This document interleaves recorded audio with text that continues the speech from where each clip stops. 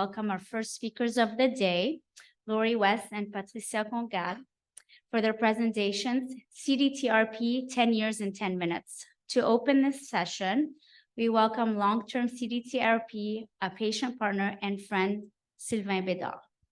Sylvain first heard of the world transplant in 1980 when he was diagnosed with hypertrophic cardiomyopathy, a heart disease that had taken the life of his 18-year-old sister.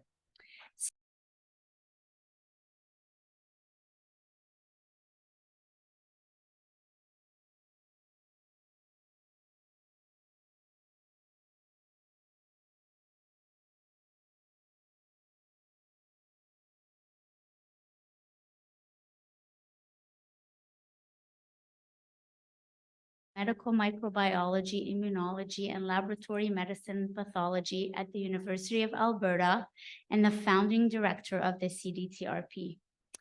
Patricia Gongal is the CDTRP executive director.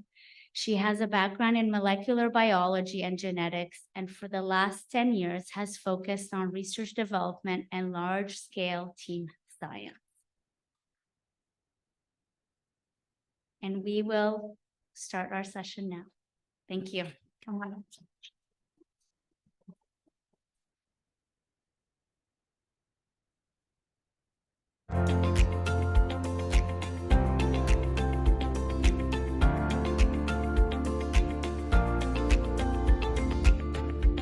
Hello.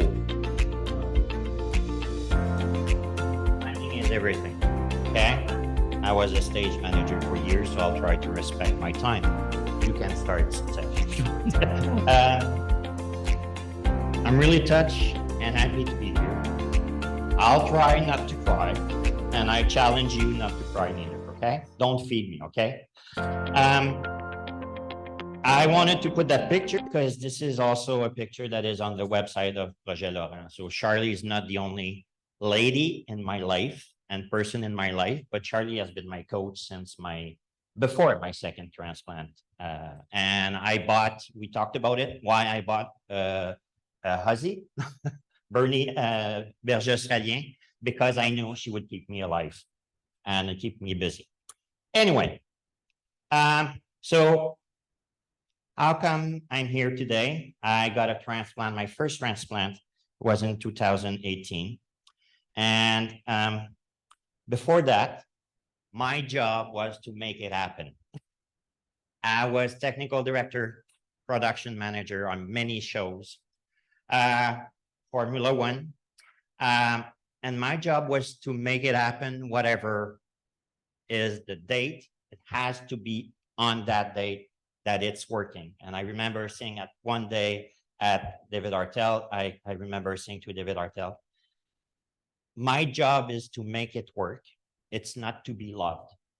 But if people don't love me, I heard they're missing something.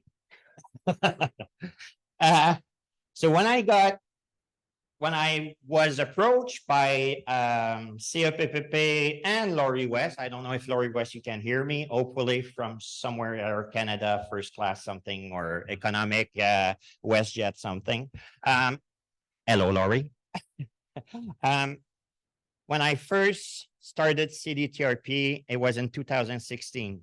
This is how the patient and all the CDTRP project was mapped by, where is Fabien, somewhere. And we had 7 patients, which I called, and only one I've talked to his partner. The other ones didn't know anything about it. Neither the doctors or researchers didn't know anything about it. And this is how it started. A challenge and an adventure that it was great and also really challenging. And I remember so many discussions about what do we do with patients or something like that. And by the way, we don't change as monster when we talk, okay? We're just regular patients.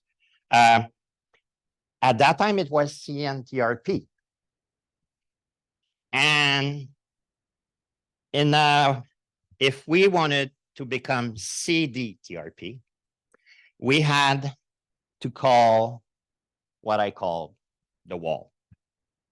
I'm looking at Sunny because I remember there was like not an energy, but a hidden elephant in the room that intensivist donation, which I called before, and the guys from during and after the transplant should not collaborate or talk to each other because, you know, it might be biased, but or when only to us anyway, we're all biased by our belief and things like that. And the wall was crossed. I don't see a wall here. Well, a couple of walls. I see great people. And this is for me, the turning point of that. And I was happy that we became CDTRP. Now I know I made a couple of mistakes. So I did wrote CDTP, but by the way, the timing is not working. So the timing is not working. It's okay. Okay, c'est bon. Okay, so just tell me shut okay. Okay, so my years at CDTRP, I remember the progress and the challenge, especially with my plane,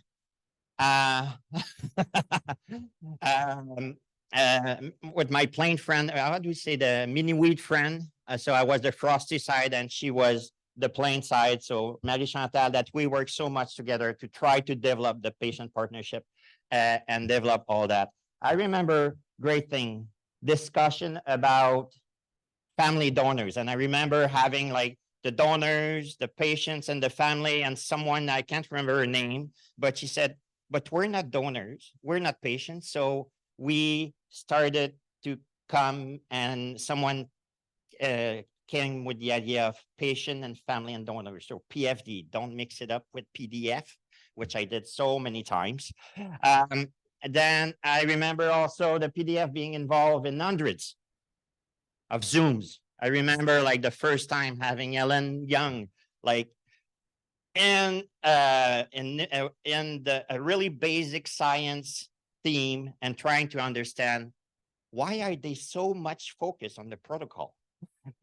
I want to know the outcomes. And I said, well, that's their thing. So we have to respect them. But also how me and Melanie were, I would say, side coaching her on Facebook and saying, you know, like, well, T cells or B cells or da-da-da or T cells. It was amazing also. I had so many, I remember sitting at with Emma Quebec because I said, organ and tissue, but how come we don't have tissues on the table? So meeting Emma Quebec was great. Having, and that, I don't, is it DCD or something like that? Sunny, I remember being at the DCD thing and wondering, do I want a heart from someone who's DCD? And I was all willing. Finally, I got a second heart from someone else. I remember talking about immunosuppression. I remember epigenetic and with Tom. Hello, Tom. And talking with your young patient. There were so many things about the level also a riff of T cells, B cells, and HLA that I was pretty good at. And I remember talking with that with Kirk Schul that actually one day I asked him, can you briefly talk about what is T cells, B cell, and HLA at the CTS? And he said, yes, I'll do it. So we started with the presentation with that, and more than half of the people in the house were taking pictures, which shows that probably half of the people in the house could not admit that they don't know anything about T cells, B cells, and HLA, but me and some patients and some other people. But it was funny. And so there was a lot of things, PFD, and I remember also creating the first patient forum. CTS has put us in a room that was supposed to hold 30 people. And we ended up pulling out chairs from other rooms and being around 60, and knowing that it was funny and agreed up. And so I sat, and one of the best, and I remember Matt was there sitting with patients, intensivist, surgeon. It was in Ottawa in a restaurant. I think we ended up 30 sitting on a long table. And on that day, I knew there was pharma people, there was all of the conference people were there basically. And I knew on that day that the wall was really crossed and accepted and having fun with all the people. And there was no bigger thoughts, plus intelligent or more powerful. Everyone was at the same level and having beer together. So beer is always a good way. And great memories, and also remember dancing with Laureus. I'll make it short. When I got my first transplant to promote organ donation and to show that transplant living is not only science fiction, but it's reality, I've climbed a couple of small mountains. I took risk and I've tried to take action on my own way, changing the way that donation would be in Quebec and Canada. Now I'm in the last year, I'm on a reality check of what's really happening. I always remember when I was waiting for my second transplant, Ulysse, who's at the left, he said, "Dad, what will happen if you don't get your heart transplant?" What do you answer? My reality check, I must say, is sad right now on donation. Let me be clear here. I don't want to blame anyone, but we have, since we're in a scientific meeting, we have to look at the numbers. In 2005, and this is Google, it might be wrong, but not that much. In 2005, donation in Canada was at more or less 13, and donation in Quebec was at 18. 2021, because numbers are not out yet, of 2022. Don't tell me why, don't ask me why, but some people might do. Rates in Canada is at 19. Quebec is at 16, thanks to MAID. And Spain, USA, and France has gone up big time. What have we not done? It's a reflection. I wanted you all to know that, because mon constat, the fact is, the numbers are there. And sorry, guys, but this is it. So whatever we have done is not enough yet. And maybe we should stop wondering and consulting and reconsulting some subjects that I see have been on the table for 40 years, because I started in 80. Let's do it. I want to point out that so many thousands of people have died since that. What is more ethical? Dying people, or making sure that we don't take too much risk, so maybe we will be clear? What is more ethical?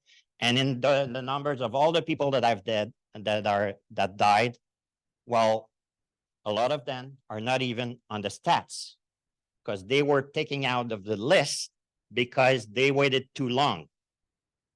So I probably lost thousands of people in the last years. My second reality check is this picture. I'm doing a cleanup right now at my place. This is Kobe, Japan. We were preparing on that. And on that picture, we're 9, and 4 of them are already dead. 3 of them are dead from cancer. And Mimi, where's Mimi? Pointer is that way. Mimi, the little one at the bottom, was dead at the hospital from an infection. We as patients have accepted to take risk. We as patients have accepted to jump in because we didn't have the choice. I didn't have the choice 2 times.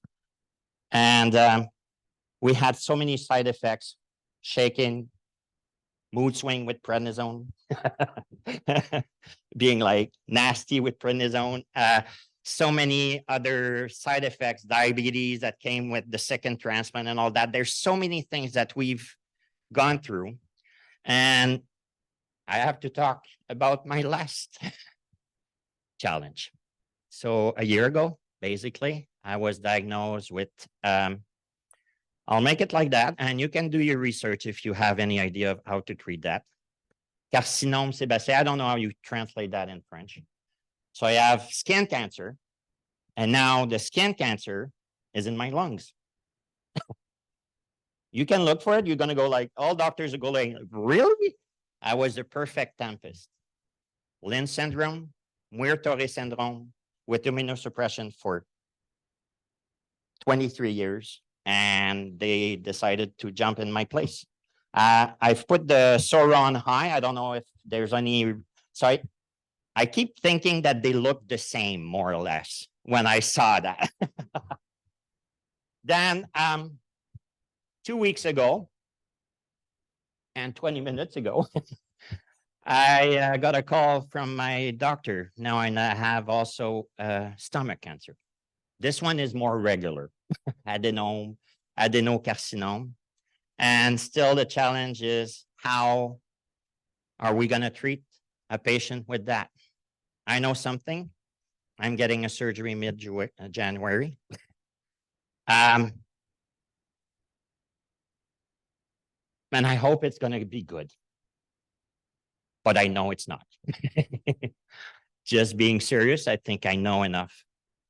So when I look at what we're doing here, what we hope to do, I think it's to make a change. You are all here to, I think, and I hope, improve quality of life, improve donation, and change life of people. And I think it's making it happen. How can we make it happen? With collaboration, not having just our project, since we got the money, run away with the money and not collaborating together. I remember those think box or think box of having, have you thought about that? And things like that, having projects, networking.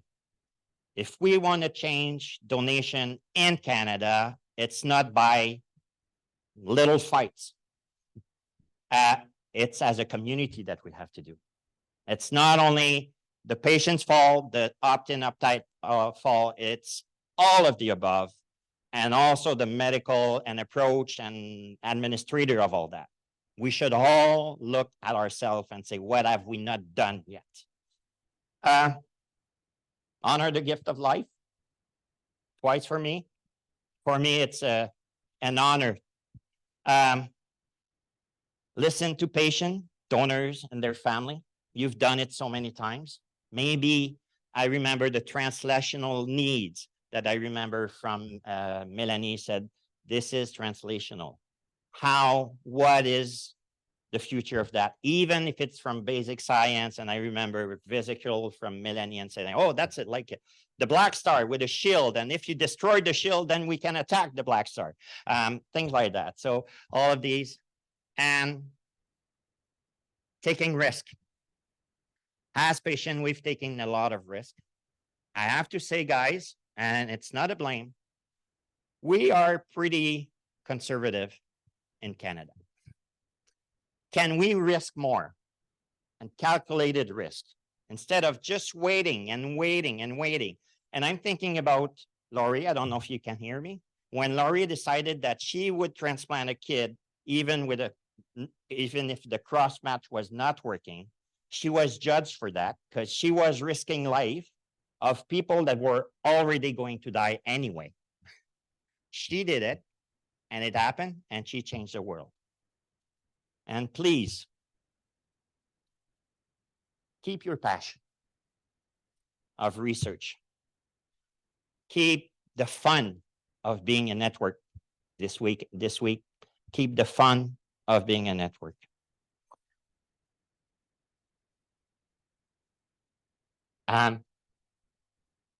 This will be my final bow, as we say. I've done crazy things in the last months. Costa Rica, jumping out of a cliff of 60 meters, 180 feet, something like that. Went to beach. Got a fake tattoo for my kids. I know what's coming. I'm afraid. I've talked about MAID. I've talked about donation after MAID, which I can't. There's so many things and subject that I touched before that now is part of my real life that I don't like. Managing pain. I even made a joke with Marie Chantal. I said, what is more painful? Dying from liver cirrhosis or cancer? Maybe cirrhosis would be funnier for time. It's my kind of joke. Sorry, I know.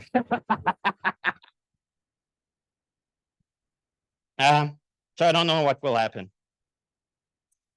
but I want to let you, and I remember telling you that short sentence, as I know that you all work with death, and life, with all the challenges. Félix Leclerc disait, c'est grand la mort. C'est plein de vie dedans. That is great. There's a lot of life into it. Je vais vous dire merci pour tout ce que vous faites. Ne lâchez jamais. Les patients, the patients, are not only patients. They have families. They have jobs. They have friends. For me, we're not just data and a cure. It's all of the above. I've seen so many challenges in the last months with my kids and my wife and my job and my non-job and my whatever, getting access to services. You guys have the power, if you're willing and you have the passion, to take the risk and see the benefit of that. Merci. Je vais arrêter là. Merci. And have a great day.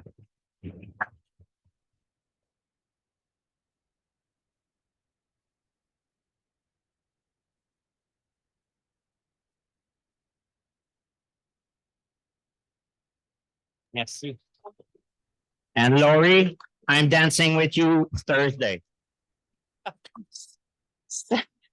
Salut Sylvain, c'était merveilleux. I'm so sorry I'm not there with you, but I will be soon, and I too look forward. Tes mots émouvants. I look forward to. Ce dont tu parles relève le cœur du CDTRP.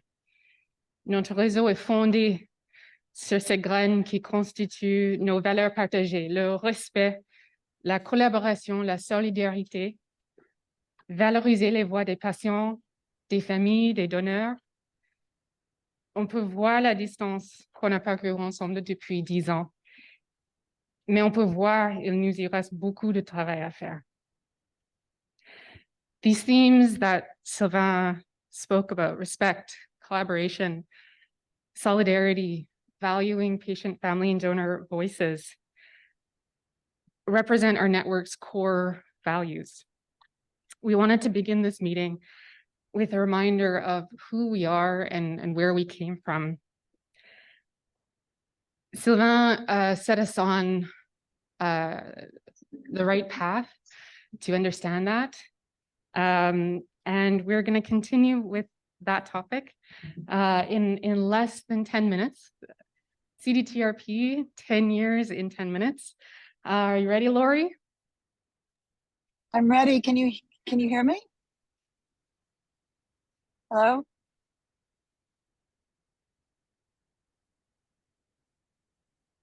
Can you hear me? Somebody give me, yes, you can. Okay, thanks so much. Salut Sylvain, merci pour tes mots précieux. I'm sorry I'm not there with you all right now, but I will be soon. I'm enjoying the comfort of the Denver airport, and I'm sorry it's so noisy behind me. I make a pledge to you, Sylvain, and to our other partners that we will continue the passion, the collaboration, the partnerships that have been so valuable to us since the beginning of this adventure. And I'd like to just, as Patricia has said, quickly go through some of the last 10 years.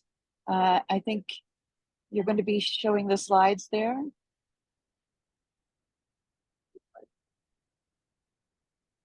If you could go to slide 2.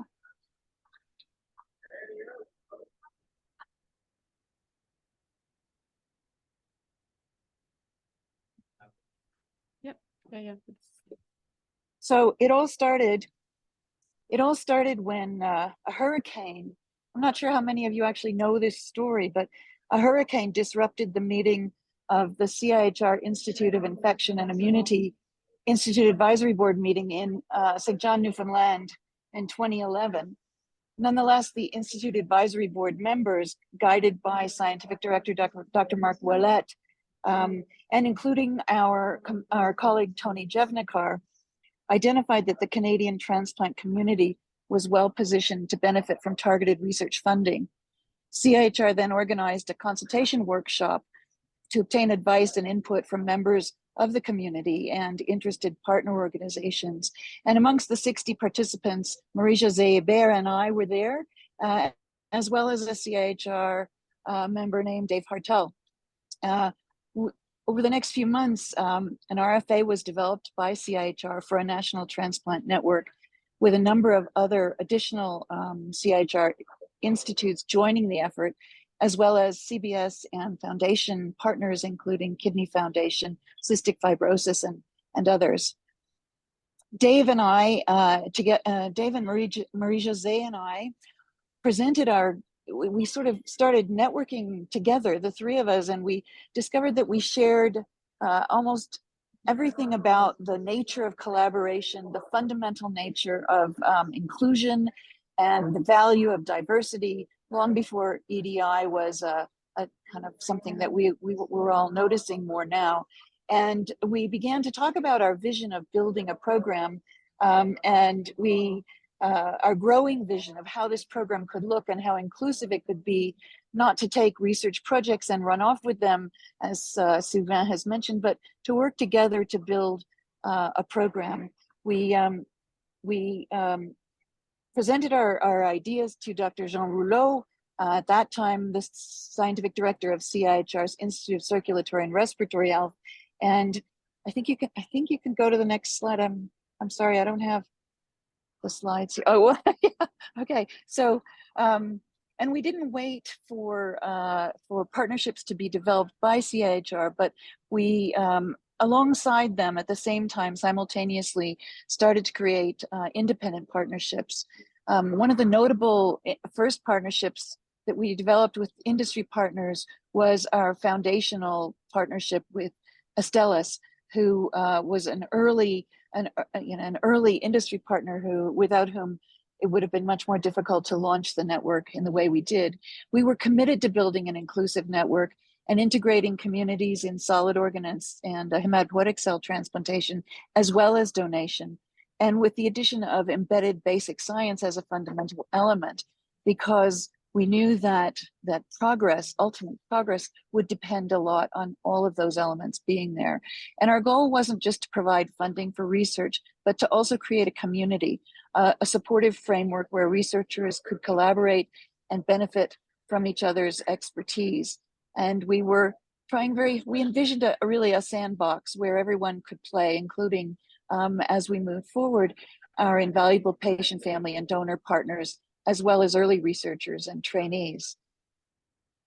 At the CST meeting in late 2012, so if you go back one slide, the announcement was made of the success of our application to CIHR to create the Canadian National Transplant Research Program, the CNTRP. And finally, on April 21st, 2013, the CNTRP was launched in Ottawa with the CIHR President, Alain Baudet, and the Minister of Health in attendance. And that's the slide, I think, just before this one, where we were dancing with Hélène Campbell also in attendance, a force of nature, surely. To slide 4, a key value from the beginning of the network was making connections between all of the projects. Each to prevent the development of silos, but really making sure that every element of the program was involved with many other elements of the program and integrated as enabling factors, including our core structures of economics, ethics, legal and social analysis, research infrastructure, training and career development, and patient partnerships. I'd like to just mention here that the initial lead on the training program was our colleague, Dr. Leanne Tibbles, who, as many of you know, very sadly passed away in October of this year. And I'd like to just acknowledge her contributions to the building of the training program from the beginning, from our launch in 2013. If you go to the next slide, you'll see that here we are with our the patient partnership, as Sylvain has already mentioned, and as Patricia has mentioned as well, was really one of our early elements and has been steadfastly growing with the first efforts of Sylvain together with Caroline Wong, and as you can see here, a rapidly growing group of committed and engaged people who taught us how we can really communicate as co-members of this community, not as necessarily doctors and patients, but really as people working together and committed to the overall effort. And the last slide that I'll be addressing, this one is, this is what our network looked like in 2018. We had leveraged the original funding of $14 million to over $40 million. We had published over 100 papers, delivered nearly 600 presentations, launched 10 clinical trials, created 16 new methodologies, and mobilized that knowledge to the development and publication of 3 clinical guidelines.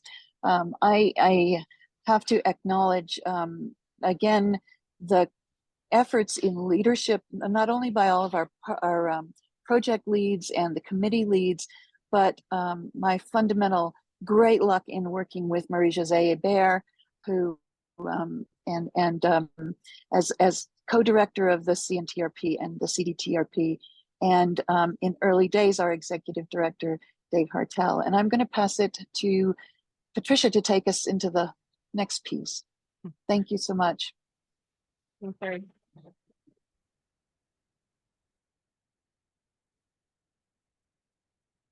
So that was CNTRP up to 2018.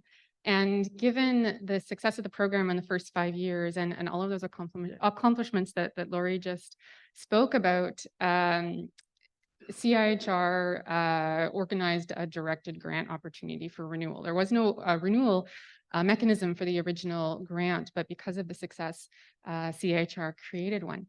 And we also had a key name change, one of those walls that was broken down that Sylvain mentioned, to recognize the growing strength of donation research in Canada.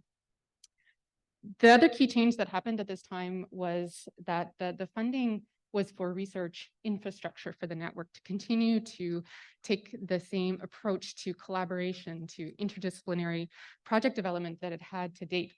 And there was limited funding for research itself. And so that renewed our focus on leveraging opportunities and making sure that we could continue to grow the resources for our community to do this work that's so important. That must have been part of the development process of the directed grant. We'll have to ask people in the photo what was happening there. That was before my time. So here we are today, 2023. We are a network of 37 centers and universities across Canada. We have over 200 investigators, over 100 trainees, over 80 patient, family, and donor partners, and over 100 organizations with whom we partner to do this work. We have 123 active projects in our portfolio. We continue to bring together these 3 research communities: solid organ transplant, stem cell transplant, and donation, with patient, family, and donors at the center. Where we are in our program development, so we have, for example, our innovation grants. This year, we passed the $3 million milestone of investment in seed projects for new ideas. This is a program that's made possible by generous partners, and together by collaborating and working together, we've made that investment happen. leveraging resources for our community. So we continue to support resource development through generating letters of support and assisting people with their grant applications. In 2022, we wrote 55 letters of support. 21 of those were successful grants that represented over $500,000 in commitment from CDTRP for supports for that work. And that leveraged over $46 million in grant funding, including some large partner networks as a part of that are increasing the opportunities to develop new research and new ideas in Canada. Where our patient, family, and donor partners are right now in our network, well, they are everywhere. We started out with a few individuals on the map that Sylvain showed, and that figure would be impossible to make now because we have 83 individuals doing all kinds of wonderful things in our networks. 46 active projects. We integrated last year PFD reviewers scoring our innovation grants as part of the competition, moderating and presenting webinars on topics that are important to them in their lives. And in terms of our governance as an organization too, we have each theme with a PFD co-lead, as well as throughout our hubs and projects. We continue to develop scholarship in this area as well. So the paper on the left is a publication with Marie-Chantal Fortin and colleagues about integrating patient engagement into our program. And the one on the right from 2023, led by Melanie Dudet, my predecessor, specifically with recommendations on partnering with donor families in donation research.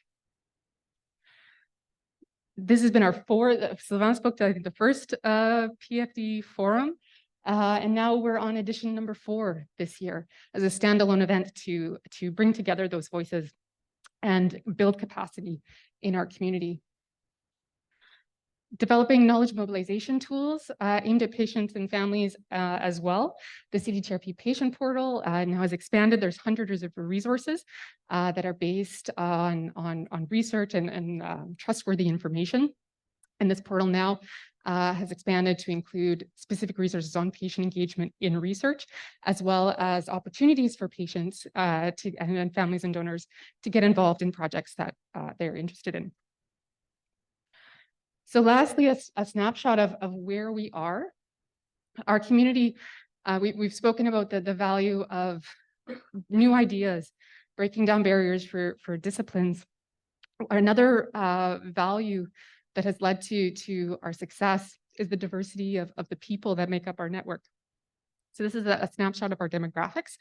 CDTRP, our membership, is as diverse, and in some cases more diverse than the Canadian population, thinking about gender, disability, race. Our work is not done here. We want to make this network an inclusive place where everyone can bring their ideas, where they can work on projects that matter to them and their communities, and that they can do so in a space that's safe. For some people, that means pronouns on their name badges. For others, that's wearing a mask. And we want to hear about all of the other things that can make a safe working space for everyone. So last slide, the management team is ready for the next 10 years. Here we are with a group of now 9 people who are ready to support this community in the next phase. So thank you very much.